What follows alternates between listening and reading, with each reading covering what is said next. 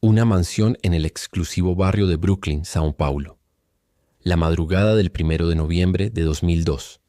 Dos cuerpos sin vida en su habitación. Una escena que conmociona a Brasil y revelaría la traición más oscura que una familia puede enfrentar. Esta no es una historia de extraños que irrumpen en la noche. Es la historia de una hija, una estudiante de Derecho de 18 años, que planeó durante meses el asesinato de sus propios padres. Su nombre es Suzanne von Richthofen. La familia von Richthofen representaba el sueño brasileño. Manfred Albert von Richthofen, ingeniero alemán de Erbach an der Donau, llegó a Brasil buscando oportunidades. Su talento lo llevó a convertirse en director de Dersa, la empresa estatal que gestiona el sistema de autopistas de São Paulo. En junio de 2002, apenas 5 meses antes de su muerte, fue nombrado director de ingeniería, liderando el proyecto de circunvalación metropolitana más importante de la ciudad. Había alcanzado la cima de su carrera profesional. Su esposa, Maricia Silva Abdala, de ascendencia libanesa e italiana, era psiquiatra. Juntos habían construido un patrimonio valuado en más de $5 millones, aunque los fiscales sospechaban que Manfred tenía al menos 10 millones de euros en cuentas bancarias suizas.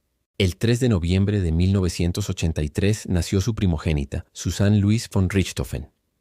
4 años después llegó Andreas Albert von Richthofen. Los niños crecieron rodeados de privilegios. Suzanne asistió a escuelas privadas de élite, hablaba varios idiomas y en 1999 ingresó a estudiar Derecho en la prestigiosa Universidad Católica Pontificia de São Paulo. Todo parecía perfecto en la superficie, pero el destino les tendría preparado un encuentro que cambiaría sus vidas para siempre. Un domingo de agosto de 1999, la familia von Richthofen fue al Parque Ibirapuera. Allí, Suzanne, de 15 años, conoció a Daniel Cravinhos de Paula e Silva, un joven de 18 que daba clases de aeromodelismo a su hermano Andreas. Daniel venía de un origen humilde, vivía con su familia en un barrio de clase trabajadora. Pero para Suzanne, eso no importaba. Pronto comenzaron una relación. Al principio, Manfred y Maricia permitieron el noviazgo. Sin embargo, con el tiempo descubrieron detalles que los alarmaron. Daniel había abandonado la escuela, no tenía trabajo ni interés en conseguir uno. Consumía marihuana casi a diario. Para una familia que valoraba la educación y el esfuerzo, esto era inaceptable. Las discusiones comenzaron. Los padres de Suzanne le prohibieron continuar viendo a Daniel. Pero la prohibición solo intensificó la obsesión de la joven. Durante 3 años, Suzanne y Daniel se encontraron en secreto. En julio de 2002, mientras Manfred y Maricia viajaban por Europa, Suzanne permitió que Daniel se mudara a la casa familiar. Cuando los padres regresaron y descubrieron la situación, la confrontación fue inevitable. Suzanne propuso una solución, que le compraran un apartamento donde pudiera vivir con Daniel. La respuesta de su padre fue tajante. Podía hacer lo que quisiera, pero solo si lo pagaba con su propio dinero. Para una joven acostumbrada a tenerlo todo sin trabajar, esta respuesta fue intolerable. Fue entonces cuando la idea comenzó a gestarse. Si sus padres desaparecían, heredaría toda la fortuna familiar. Podría vivir con Daniel sin restricciones, sin tener que trabajar, sin que nadie le dijera qué hacer. Y así, en algún momento entre julio y octubre de 2002, Suzanne tomó la decisión más terrible que un ser humano puede tomar. Comenzó a planear el asesinato de sus padres. No actuaría sola. Convenció a Daniel de que debían hacerlo. Y Daniel involucró a su hermano mayor, Cristian Cravinhos de Paula e Silva, de 26 años. Cristian tenía un perfil problemático. Había estado internado por adicción a la cocaína, tenía deudas con traficantes y, según se supo después, era informante policial. Era el candidato perfecto para un crimen que requería violencia. Durante semanas, los tres diseñaron cada detalle. No querían ser improvisados. Días antes del asesinato, hicieron una prueba crucial. Dispararon un arma de fuego para medir cuánto ruido hacía. La conclusión: demasiado. Los vecinos escucharían. Descartaron las armas de fuego. Optaron por barras de hierro huecas. Golpes silenciosos y letales. El plan era simple pero macabro. Simularían un latrocinio, un robo seguido de asesinato. Entrarían a la mansión en la madrugada mientras Manfred y Maricia dormían. Los atacarían en su propia cama. Revolverían la casa para que pareciera un robo. Se llevarían dinero y joyas. Y Suzanne, la hija amorosa, sería la que descubriría los cuerpos junto a su hermano menor. La coartada perfecta. Lo que no calcularon fue que la policía brasileña ha visto muchos crímenes. y que cuando un asesinato ocurre dentro de una familia adinerada, sin señales de entrada forzada, con el sistema de alarma desactivado, los investigadores miran primero hacia adentro, hacia la propia familia. La tarde del 31 de octubre de 2002, Susana y Daniel repasaron el plan por última vez. Christian, que vivía con su abuela, aún mostraba dudas. Daniel le pidió que lo pensara bien. Si decidía ayudarlos, debía esperarlos en una calle cercana al cibercafé donde llevarían a Andreas. Si no aparecía, entenderían que se había echado atrás. Pero Christian necesitaba dinero. Sus deudas con traficantes lo presionaban. Cuando llegó el momento, ahí estaba esperándolos. Cerca de las 23 horas, Susan y Daniel recogieron a Andreas. Le dijeron que era una salida especial. El cumpleaños de Susan se acercaba y querían festejarlo anticipadamente. Irían a un motel por unas horas, pero antes llevarían a Andreas a un cibercafé, su lugar favorito. El chico de 15 años no sospechó nada. Adoraba los videojuegos y la idea de pasar horas en la computadora le emocionaba. Lo dejaron en el establecimiento con dinero suficiente. Le pidieron que los esperara allí, volverían en unas horas. Andreas entró feliz, ajeno a que en ese momento se estaba poniendo en marcha el plan para asesinar a sus padres. Fuera del cibercafé, Christian apareció de entre las sombras y subió al Volkswagen Gol que conducía a Susan. Los tres se dirigieron a la mansión de la calle Zacarías de Gois. El vigilante del barrio notó algo. Alrededor de medianoche, el auto de Susan ingresó en el garaje de la casa. No había nada inusual en eso, pero ese detalle quedaría grabado. En el auto ya estaban las barras de hierro que usarían como armas. Los hermanos Craviños llevaban delantales y habían envuelto sus zapatos en fundas. No querían mancharse de sangre, no querían dejar evidencia. Susan abrió el portón de la casa. Su casa. El hogar donde había crecido, donde sus padres la habían criado con todo el amor y los privilegios que pudieron darle. Subió las escaleras hasta el segundo piso. Sus pasos eran silenciosos, calculados. Encendió la luz del pasillo. Era la señal. Sus padres dormían en su habitación, ajenos a que su propia hija les había abierto la puerta a sus asesinos. Susane bajó y entregó a los hermanos Craviños guantes quirúrgicos que había tomado del consultorio de su madre.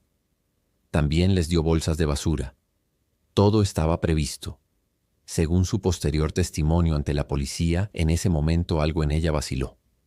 Dijo que se sentó en el sofá de la planta baja con una mano en la oreja, pensando que ya no quería que sus padres murieran, que quizás aún podía detenerlo. Pero inmediatamente se dio cuenta de que ya era demasiado tarde. No hizo nada por detenerlos. Los hermanos Craviños subieron armados con las barras de hierro. Daniel se dirigió hacia el lado de la cama donde dormía Manfred. Christian fue hacia donde estaba Maricia. Y entonces comenzó la brutalidad. El primer golpe cayó sobre la cabeza de Manfred von Richthofen. El ingeniero de 50 años ni siquiera tuvo oportunidad de defenderse. Daniel descargó la barra de hierro una y otra vez. El análisis forense revelaría después que los golpes fueron brutales, contundentes, letales. Manfred murió casi instantáneamente por traumatismo cráneoencefálico. Su cráneo fue destrozado. El rostro quedó desfigurado, irreconocible. Las fotografías de la escena del crimen, mostradas después en el juicio, provocarían malestar incluso entre los fiscales más experimentados. Pero Maricia no tuvo una muerte rápida. Cuando Christian comenzó a golpearla, la psiquiatra de 48 años despertó. El instinto de supervivencia la hizo reaccionar. Intentó defenderse con las manos, levantándolas para protegerse. Los golpes seguían cayendo, uno tras otro. Las barras de hierro impactaban contra su cabeza, sus brazos, su cuerpo. Según el informe del Instituto Médico Legal de São Paulo, Maricia sufrió múltiples fracturas craneales causadas por instrumento contundente. Pero lo más desgarrador es que permaneció consciente durante varios minutos. Su muerte fue agónica. En medio de la brutalidad, Maricia pronunció sus últimas palabras. Palabras que quedarían registradas en la confesión de Christian y que revelan el corazón de una madre hasta en sus últimos segundos de vida. No lastimen a mis hijos. No suplicó por su propia vida. No preguntó por qué. Su único pensamiento fue proteger a Susan y Andreas. No sabía que una de esos hijos era quien había orquestado todo. Para silenciarla, Christian tomó una toalla del baño de la pareja. La enrolló alrededor del cuello de Maricia y apretó con fuerza. El hueso yoides, un pequeño hueso en forma de herradura en el cuello, se fracturó por la presión. Después envolvió su cabeza en una bolsa de plástico para asegurarse de que no respirara más. Finalmente Maricia dejó de moverse. El silencio cayó sobre la habitación. Dos seres humanos que habían trabajado toda su vida, que habían amado a sus hijos, que habían construido un hogar, yacían muertos en su propia cama. Daniel colocó el revólver calibre 38 de Manfred cerca de su brazo junto a la cama. Cubrió su rostro destrozado con una toalla. Era parte de la escenificación del robo. Envolvieron el cuerpo de Maricia con sábanas y la bolsa de plástico. Abajo, en la sala de estar, Susana esperaba. Nunca quedó claro si subió a ver los cuerpos de sus padres o si permaneció en la planta baja todo el tiempo. En su confesión posterior, dijo que se quedó abajo. La reconstrucción del crimen apoyó esa versión. Pero lo que sí está comprobado es lo que hizo a continuación. Susan conocía la combinación de la caja fuerte familiar. Guardada dentro de una maleta de cuero con contraseña estaba el efectivo que sus padres mantenían en la casa. Abrió la maleta con facilidad. Dentro había 8.000 reales brasileños, 6.000 euros y 5.000 dólares, aproximadamente 15.000 dólares en total. Daniel, para reforzar la simulación del robo, cortó la maleta con un cuchillo, como si un ladrón la hubiera forzado. También abrieron un cofre donde Maricia guardaba sus joyas. Esparcieron algunas por el suelo, creando desorden, pero dejaron el revólver intacto junto al cuerpo de Manfred. Un error. Un ladrón real habría tomado el arma. Los investigadores lo notarían. Fueron a la biblioteca. Tiraron papeles al suelo, sacaron libros de los estantes, crearon caos. Pero lo hicieron de manera demasiado ordenada, demasiado regular, como si fuera un diseño, no un verdadero saqueo. Otro error que los investigadores detectarían de inmediato. El dinero y algunas joyas fueron entregadas a Christian.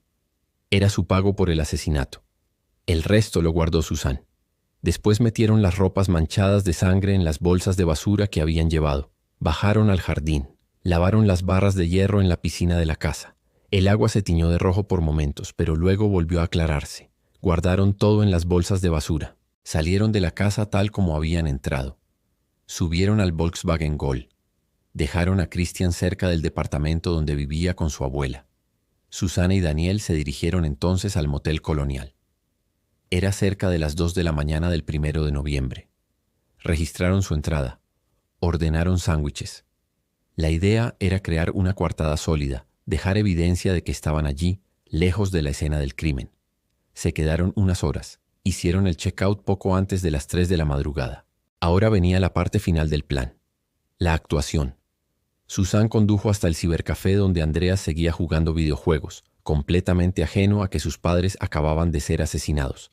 Lo recogieron. Andreas subió al auto contento, cansado después de horas frente a la computadora. No notó nada extraño en el comportamiento de su hermana o Daniel. Condujeron de regreso a la mansión von Richthofen. Eran aproximadamente las 3:30 de la mañana. Susan estacionó el auto en el garaje. Los tres bajaron y entraron a la casa. Andreas fue el primero en caminar hacia la biblioteca. Ahí vio el desorden, los papeles en el suelo, los libros tirados. Gritó llamando a sus padres. No hubo respuesta. Según el plan, Susan corrió a la cocina. Tomó un cuchillo. Se lo entregó a Andreas ordenándole que esperara fuera de la mansión. ¿Por qué un cuchillo? ¿Por qué pedirle a un chico de 15 años que saliera armado? Nunca tuvo sentido, pero en medio del shock y la confusión, Andreas obedeció. Salió al patio mientras su hermana comenzaba a llamar a sus padres por teléfono desde el teléfono fijo de la casa. Nadie contestaba, por supuesto. Sus padres estaban muertos en su habitación. A las 4:09 de la mañana, Daniel hizo la llamada a la policía. Su voz sonaba preocupada, alarmada. Dijo que estaba frente a la casa de su novia, que sospechaban que había habido un robo violento.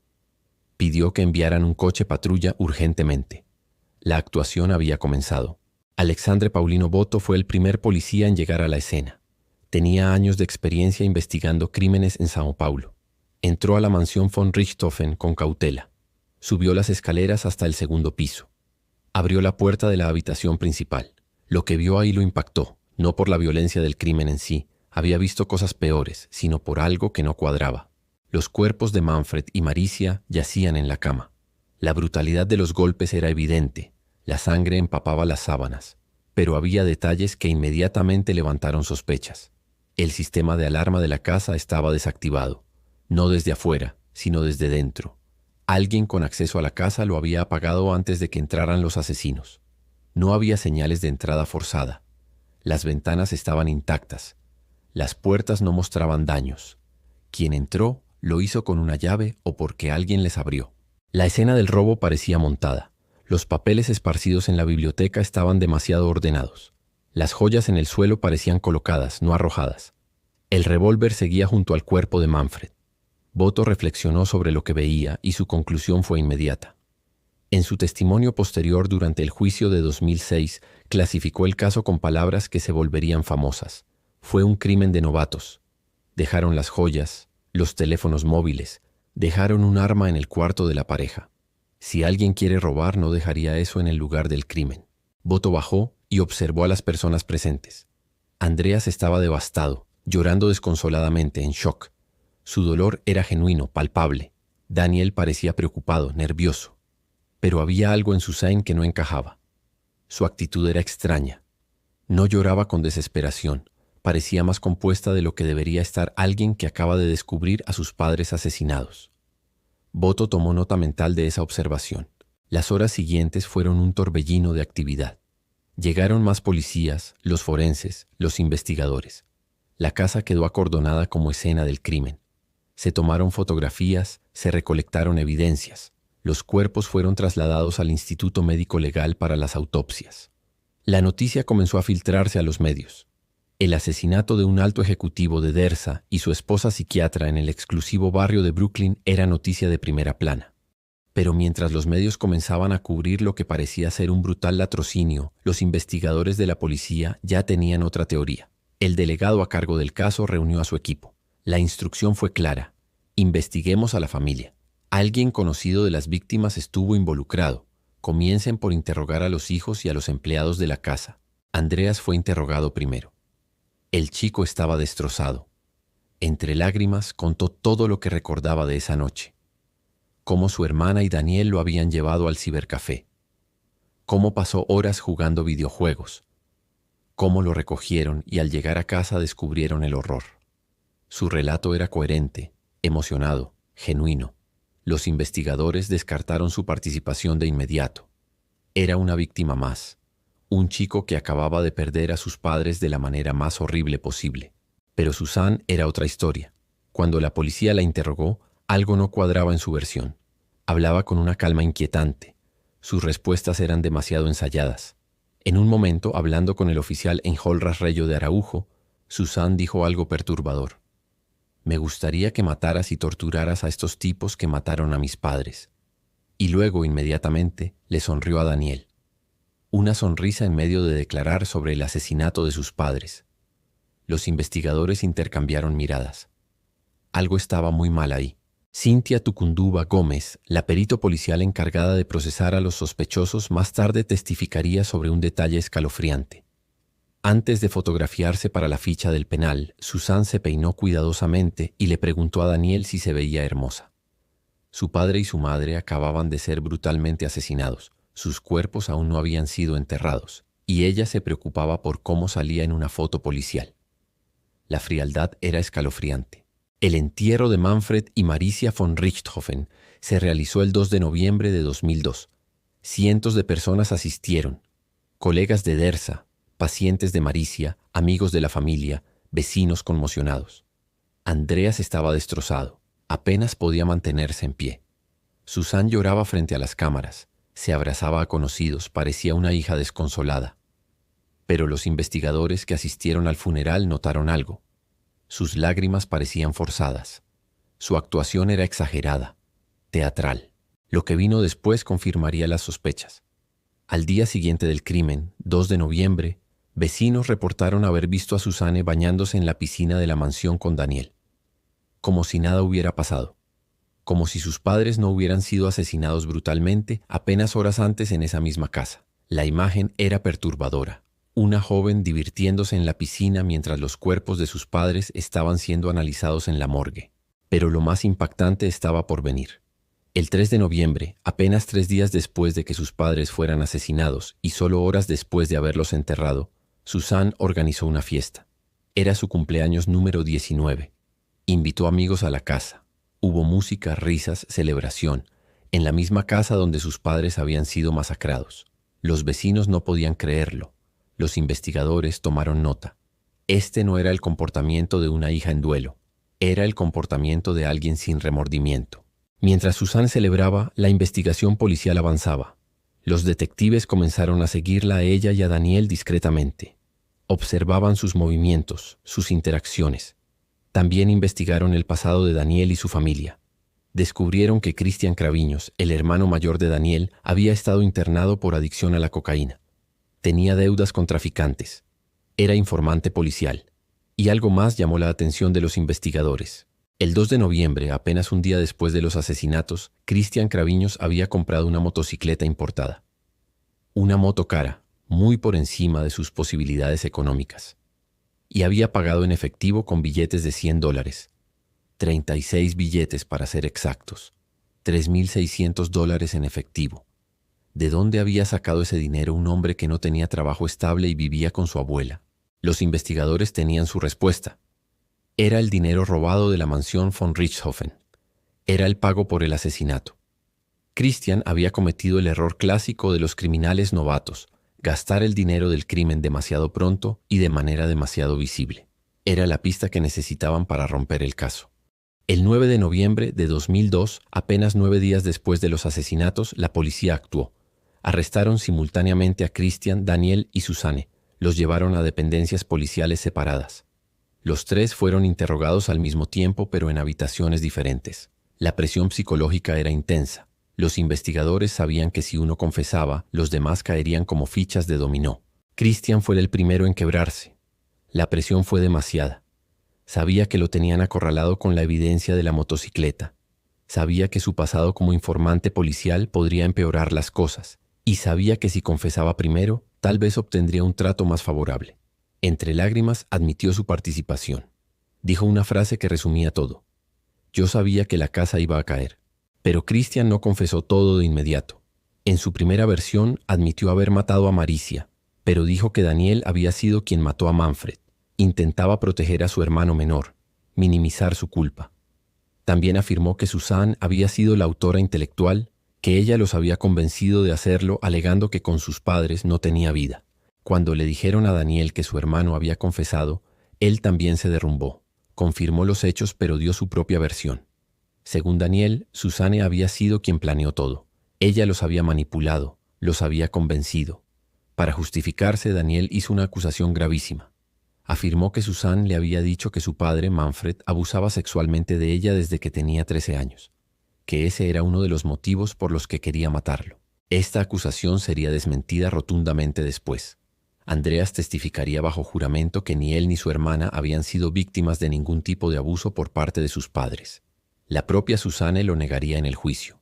También se desmontaría otra mentira. Se había afirmado que Manfred y Maricia eran alcohólicos, pero las autopsias no detectaron alcohol en sus sistemas. Finalmente llegó el turno de Suzanne. Cuando le informaron que tanto Christian como Daniel habían confesado y la habían señalado como la autora intelectual, supo que no tenía escapatoria. Confesó su participación. Dio su versión de los hechos, admitiendo que había abierto la puerta de la casa, que había facilitado la entrada de los hermanos Craviños, que había estado presente esa noche, pero intentó minimizar su rol. Dijo que estaba muy drogada, que no pensaba con claridad, que Daniel la había manipulado. Su defensa comenzó ahí mismo, en la sala de interrogatorios. Las confesiones se filtraron rápidamente a la prensa. Brasil quedó en shock. La historia de la bella estudiante de Derecho que había planeado el asesinato de sus propios padres para heredar su fortuna capturó la imaginación del país. Los medios la apodaron el demonio rubio. La cobertura fue intensa, obsesiva. Cada detalle del crimen era analizado una y otra vez en televisión, radio y periódicos. Pero había un detalle legal que complica las cosas en Brasil. Según la ley brasileña, si una persona no es capturada en el momento de cometer un delito, tiene derecho a esperar su juicio en libertad en muchos casos, especialmente si no tiene antecedentes penales. A pesar de haber confesado, a pesar de la gravedad del crimen, los abogados de Suzanne lograron que en junio de 2005, casi 3 años después de los asesinatos, el Supremo Tribunal Federal le concediera un habeas corpus. Suzanne fue liberada a esperar su juicio en arresto domiciliario. Su libertad temporal causó indignación pública, pero también permitió observar más de cerca su verdadera naturaleza. Suzanne inmediatamente comenzó a tomar acciones legales para tomar control total del patrimonio de sus padres. Inició demandas para acceder a la herencia completa, estimada en más de $5 millones, sin contar las posibles cuentas en Suiza. Su argumento: era la hija mayor, tenía derecho a administrar los bienes familiares.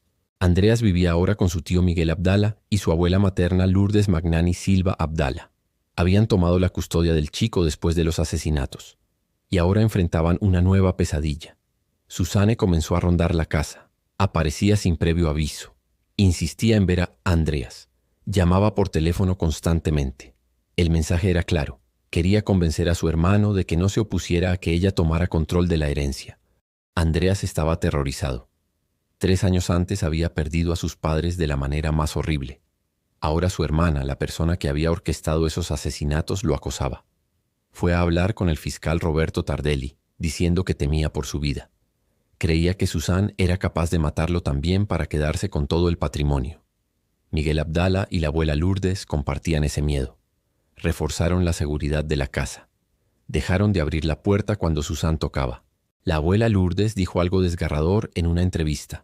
«Perdono a mi nieta, pero no puedo aceptar una actitud como esa y no quiero compartir el mismo techo con ella». Había perdido a su hija Maricia de la manera más brutal y ahora su nieta, la asesina, pretendía acercarse como si nada hubiera pasado. Andreas fue más claro. No perdonaba a su hermana. No creía en su arrepentimiento y no tenía intención de facilitarle el acceso a la herencia que sus padres habían trabajado tanto para construir. Mientras Suzanne gozaba de su libertad temporal, algo más salió a la luz que manchó aún más su imagen pública. Un micrófono abierto antes de una entrevista televisiva capturó una conversación entre Suzanne y su abogado, Denibaldo Barni. El abogado le estaba dando instrucciones sobre cómo actuar durante la entrevista. Le decía que llorara, que se mostrara arrepentida, que hablara de cuánto extrañaba a sus padres. Suzanne respondió con una frialdad escalofriante. ¿Tengo que llorar? Era evidente que todo era una actuación, una farsa calculada para ganar simpatía pública. El clip se volvió viral en Brasil. La imagen de Suzanne quedó destruida para siempre. Ya no podía fingir que era una víctima de las circunstancias o de la manipulación de su novio. Las personas vieron su verdadera naturaleza. Alguien incapaz de sentir remordimiento genuino, alguien que veía el juicio y las entrevistas como una actuación donde debía interpretar el papel de hija arrepentida. El fiscal Roberto Tardelli trabajaba incansablemente preparando el caso. Sabía que tenía confesiones, pero también sabía que los abogados defensores intentarían invalidarlas o cuestionarlas. Necesitaba evidencia forense sólida. Necesitaba testigos creíbles. Necesitaba construir un caso hermético que no dejara espacio para dudas razonables. Los peritos forenses del Instituto Médico Legal entregaron sus informes detallados. Manfred von Richthofen había recibido múltiples golpes con objeto contundente que le fracturaron el cráneo en varias partes. La muerte había sido rápida, casi instantánea. El traumatismo cráneoencefálico había sido masivo. Maricia von Richthofen también había recibido múltiples golpes en la cabeza con objeto contundente, pero además presentaba fractura del hueso hioides y signos de asfixia. Había sido estrangulada y asfixiada con una bolsa de plástico. Su muerte había sido prolongada y agónica. Los análisis de sangre en la escena confirmaron que ambas víctimas habían sido atacadas en sus camas mientras dormían. No había señales de lucha previa. No habían tenido oportunidad de defenderse. El factor sorpresa había sido total. Habían muerto en su propio hogar, en el lugar donde deberían sentirse más seguros, traicionados por su propia hija. Los investigadores también examinaron los movimientos financieros después del crimen. Suzanne había intentado inmediatamente tomar control de las cuentas bancarias de sus padres. Había consultado con abogados sobre cómo acelerar el proceso de herencia. Había hecho cálculos sobre cuánto dinero recibiría. No había pasado ni una semana desde los asesinatos y ya estaba planeando cómo gastar la fortuna que había heredado matando a sus padres. Daniel y Christian también habían gastado dinero de manera sospechosa. Además de la motocicleta, Christian había pagado deudas con traficantes. Daniel había comprado ropa cara. Había salido a restaurantes costosos. Para jóvenes que antes apenas tenían dinero para sobrevivir, de repente mostraban un poder adquisitivo inexplicable. Todo apuntaba al dinero robado de la mansión von Richthofen. El juicio estaba programado para julio de 2006, casi 4 años después de los asesinatos. La expectativa pública era enorme. Los medios brasileños cubrirían cada minuto del proceso. Era el juicio del año, quizás de la década. La sala del tribunal en São Paulo se preparó para recibir a cientos de periodistas, espectadores y, por supuesto, al jurado popular que decidiría el destino de los acusados. En Brasil, los casos de homicidio son juzgados por un tribunal del jurado compuesto por 7 ciudadanos comunes. Ellos escuchan los testimonios, analizan las evidencias y deciden si los acusados son culpables o inocentes. No necesitan explicar su veredicto ni justificar su decisión.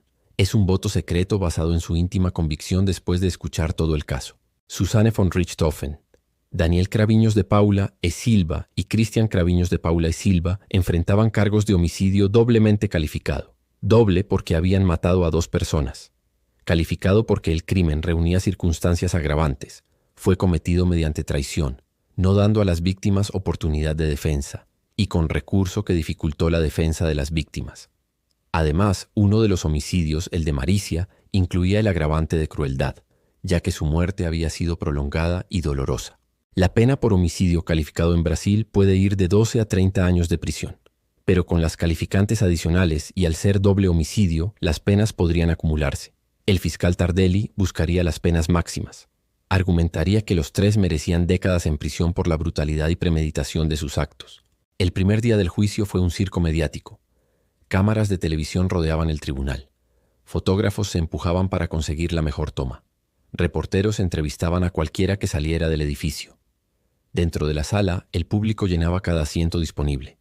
Todos querían ver de cerca a los acusados, especialmente a Suzanne, la joven que se había convertido en el símbolo del mal en Brasil. Suzanne entró a la sala escoltada por policías. Vestía ropa conservadora, su cabello rubio estaba recogido, no llevaba maquillaje excesivo. Su equipo legal le había aconsejado lucir lo más modesta y arrepentida posible. Pero sus ojos fríos y calculadores la delataban.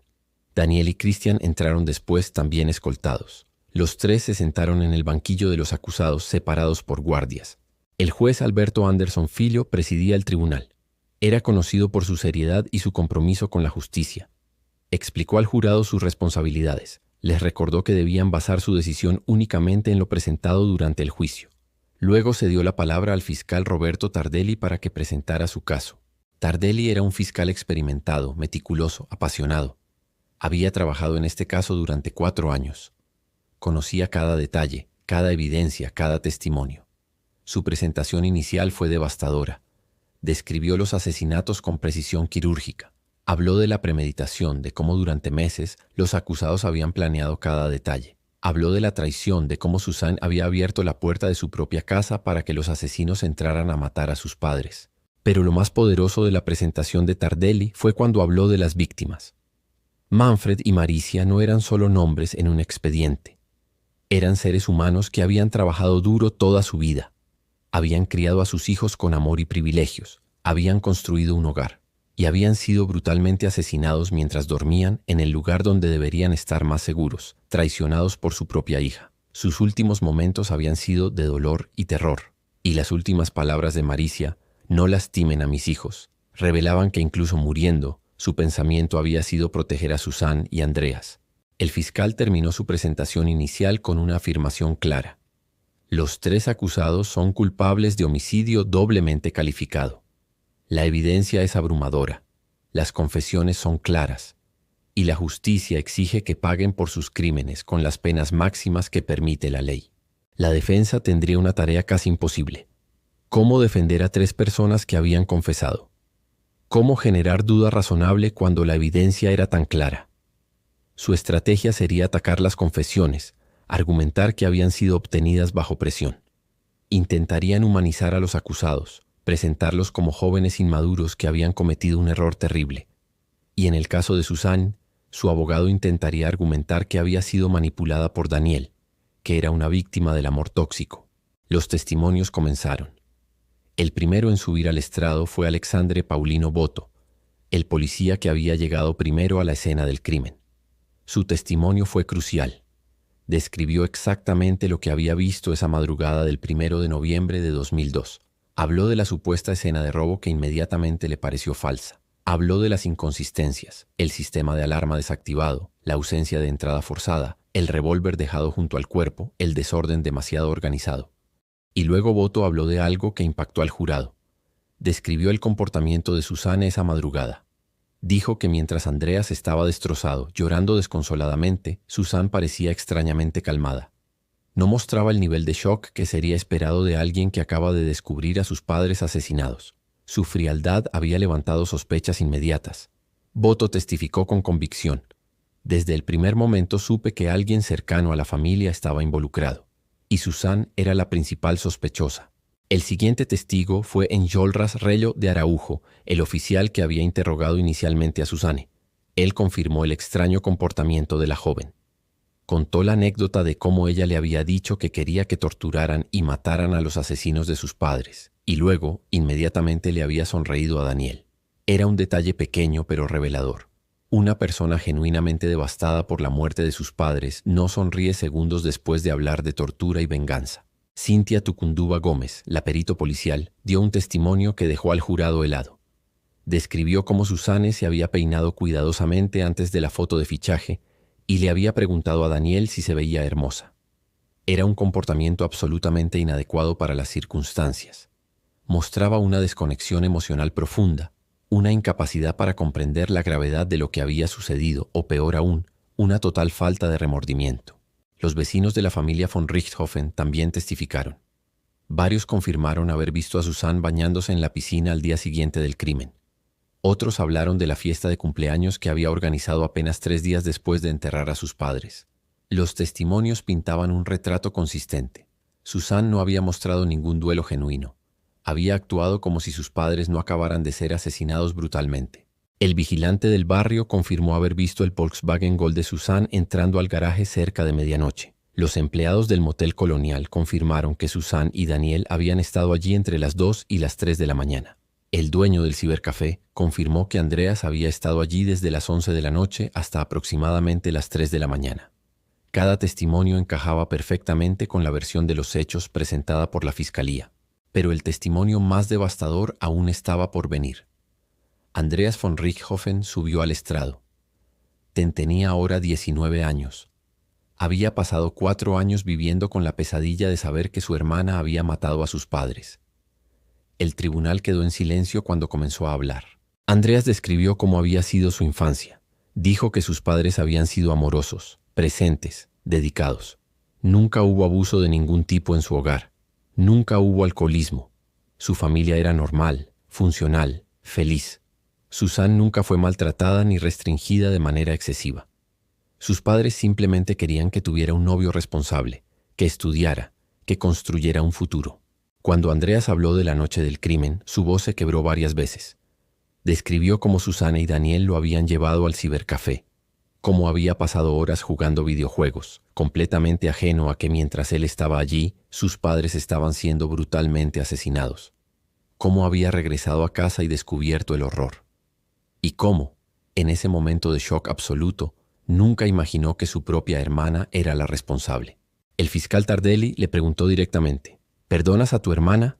Andreas lo miró, luego miró a Susana en el banquillo de los acusados y respondió con una honestidad desgarradora. No, no la perdono. No creo que esté arrepentida.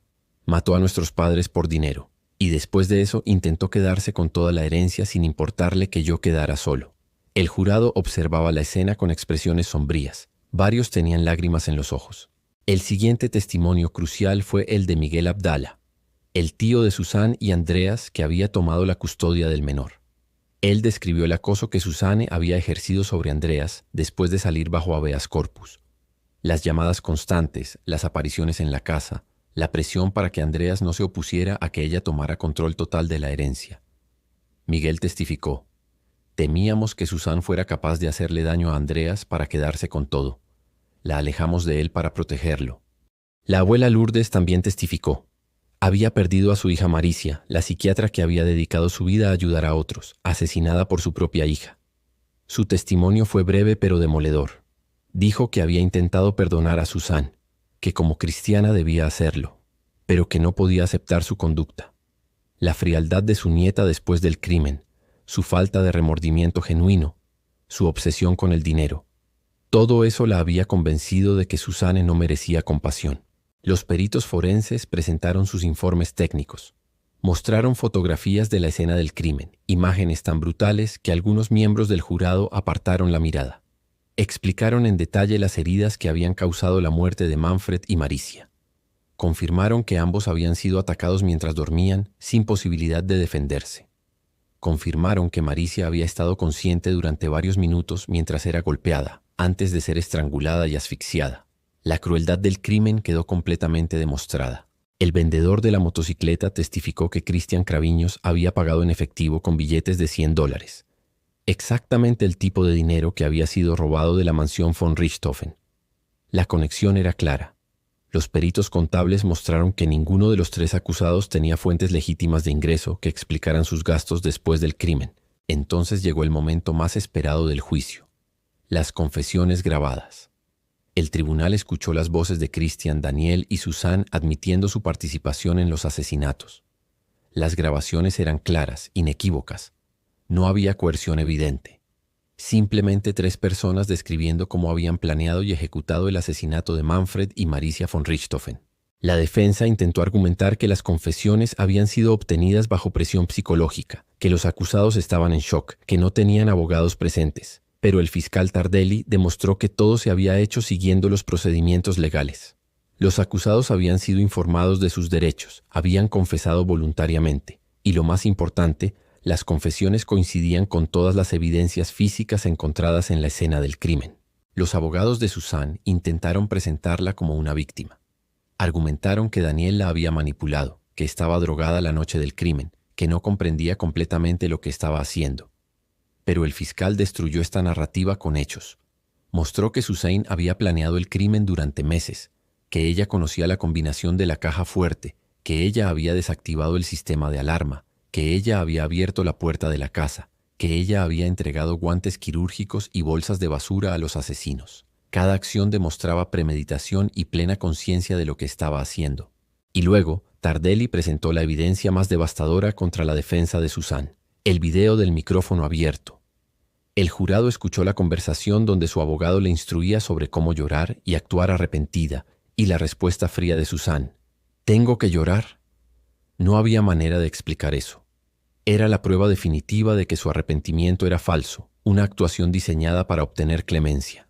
Los abogados de Daniel intentaron argumentar que había actuado bajo la influencia manipuladora de Susanne, que era joven e inmaduro, que se había dejado llevar por el amor. Pero el fiscal señaló que Daniel tenía 19 años cuando cometió el crimen. No era un niño. Había golpeado brutalmente a Manfred hasta matarlo. Había ayudado a su hermano a estrangular a Maricia. Había participado activamente en simular el robo. Había cobrado su parte del dinero robado. No era una víctima. Era un cómplice voluntario y activo. La defensa de Christian fue aún más débil. Él era el mayor de los tres. Tenía 26 años en el momento del crimen. Era quien había estrangulado personalmente a Maricia. Era quien había escuchado sus últimas palabras suplicando que no lastimaran a sus hijos, y aún así había continuado matándola de la manera más cruel posible. Su único atenuante era haber confesado primero, pero eso no borraba la brutalidad de sus actos. Tardelli señaló a cada uno de los acusados mientras hablaba. Les recordó al jurado que estos tres individuos habían planeado fríamente durante meses cómo asesinar a dos personas inocentes, que habían elegido las armas, que habían practicado, que habían diseñado una coartada, que después del crimen no habían mostrado ningún remordimiento genuino, que Susanne había celebrado su cumpleaños 3 días después de enterrar a sus padres, que Christian había comprado una motocicleta con el dinero manchado de sangre, que Daniel había continuado viviendo con normalidad como si no hubiera matado a nadie. El fiscal terminó su alegato con palabras que resonaron en toda la sala. Este no es un caso de pasión. No es un caso de defensa propia. No es un caso de error de juicio. Es un caso de codicia pura, de traición absoluta, de crueldad extrema. Manfred y Maricia von Richthofen merecían envejecer juntos. Merecían ver crecer a sus hijos. Merecían disfrutar del fruto de su trabajo. Pero todo eso les fue arrebatado por 3 personas que decidieron que el dinero era más importante que la vida humana. Pido al jurado que encuentre a los 3 culpables de homicidio doblemente calificado y que impongan las penas máximas. Es lo que la justicia exige, es lo que las víctimas merecen. Los abogados defensores hicieron sus alegatos finales. Intentaron generar compasión hacia sus clientes, hablaron de juventud, de inmadurez, de circunstancias atenuantes. Pero sus palabras sonaban huecas después de todo lo que el jurado había escuchado.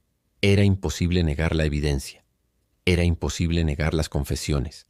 Era imposible negar la brutalidad de los crímenes. El juez Anderson Filho instruyó al jurado. Les explicó las opciones. Podían encontrar a los acusados culpables de homicidio doblemente calificado, culpables de homicidio simple o inocentes. Les recordó que debían basar su decisión únicamente en lo presentado durante el juicio, y les pidió que se retiraran a deliberar. El jurado se retiró a la sala de deliberaciones. Afuera, los periodistas especulaban sobre cuánto tiempo tomarían. Algunos apostaban por horas, otros pensaban que podría ser días, pero dentro de la sala de deliberaciones, la conversación fue sorprendentemente breve. La evidencia era abrumadora, las confesiones eran claras, no había duda razonable sobre la culpabilidad de los 3 acusados. Después de solo 5 horas de deliberación, el jurado regresó a la sala. El silencio era absoluto. El juez preguntó al portavoz del jurado, ¿han llegado a un veredicto? El portavoz respondió, sí, su señoría. El juez continuó. En el caso de Susanne Louise von Richthofen, acusada de homicidio doblemente calificado, ¿cuál es su veredicto? El portavoz respondió con firmeza, culpable. Susanne permaneció inmóvil. No lloró, no mostró emoción, simplemente bajó la mirada. El juez continuó. En el caso de Daniel Craviños de Paula e Silva, acusado de homicidio doblemente calificado, ¿cuál es su veredicto? El portavoz respondió, culpable. Daniel cerró los ojos. Su rostro mostró dolor, quizás arrepentimiento, quizás solo miedo a lo que vendría.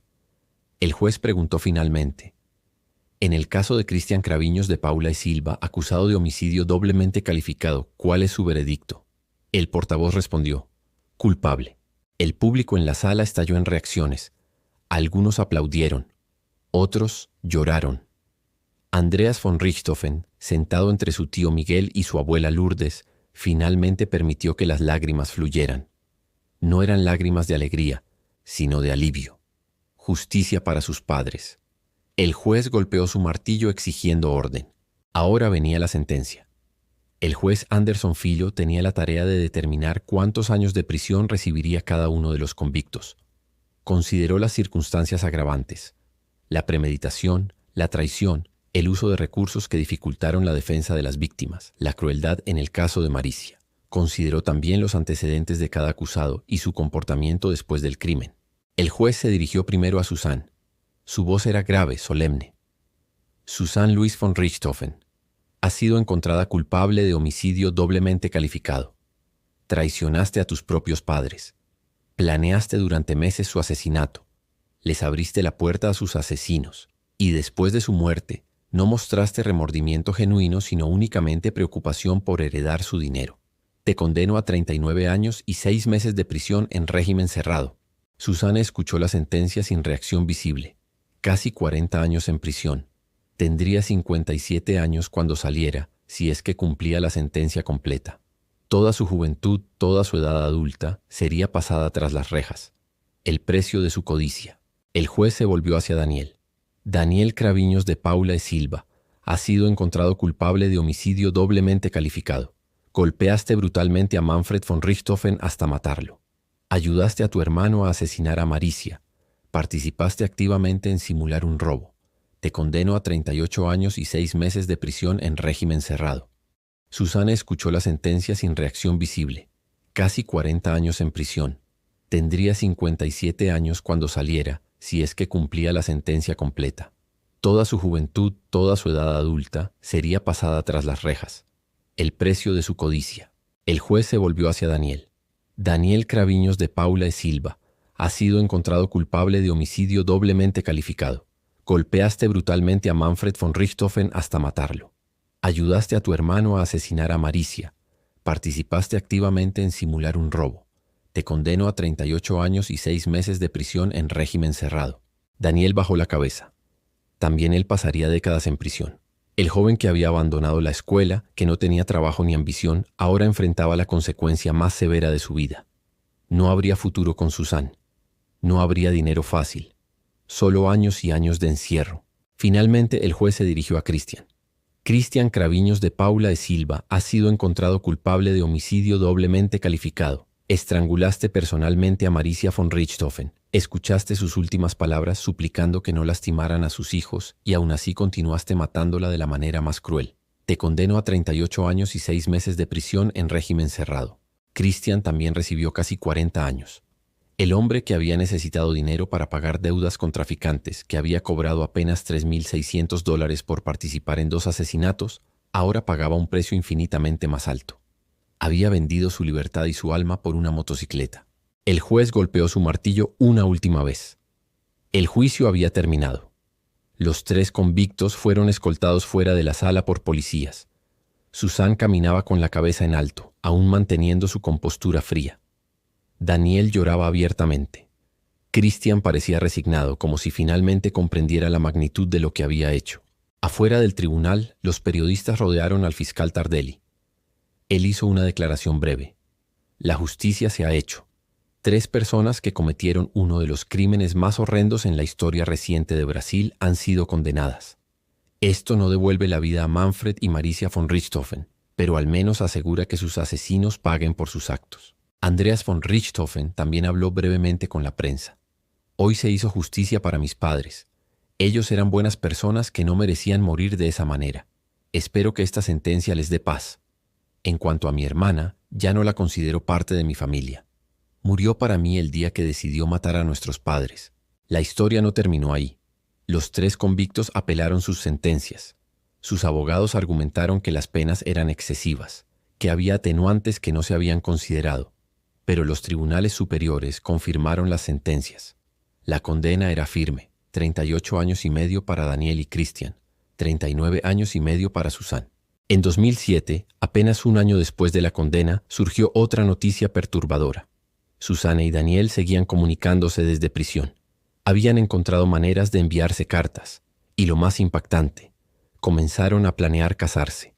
Querían formalizar su relación a pesar de estar ambos en prisión por haber asesinado a los padres de ella. La noticia causó indignación pública.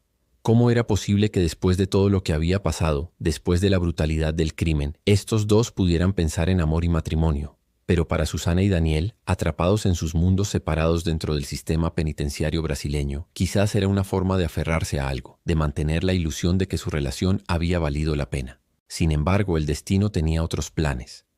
Con el tiempo, la relación se deterioró. Las cartas se volvieron menos frecuentes. Los planes de matrimonio se disolvieron. En 2009, después de 3 años de comunicación esporádica, Susana y Daniel terminaron su relación definitivamente.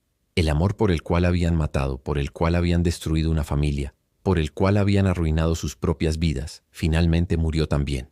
Susana fue enviada a la penitenciaria femenina de Santana en São Paulo. Allí comenzó a cumplir su sentencia. Al principio mantuvo su actitud fría y distante, pero con los años algo comenzó a cambiar. O al menos eso parecía. Susana comenzó a participar en programas de rehabilitación. Estudió, trabajó dentro de la prisión, dio entrevistas hablando de arrepentimiento y transformación. En 2014, 12 años después del crimen, Susan se convirtió al cristianismo evangélico dentro de la prisión. Comenzó a asistir a servicios religiosos, a leer la Biblia, a hablar de cómo Dios la había perdonado y cambiado. Sus abogados usaron esta supuesta transformación para solicitar beneficios penitenciarios. Argumentaban que Susan ya no era la misma persona que había cometido el crimen.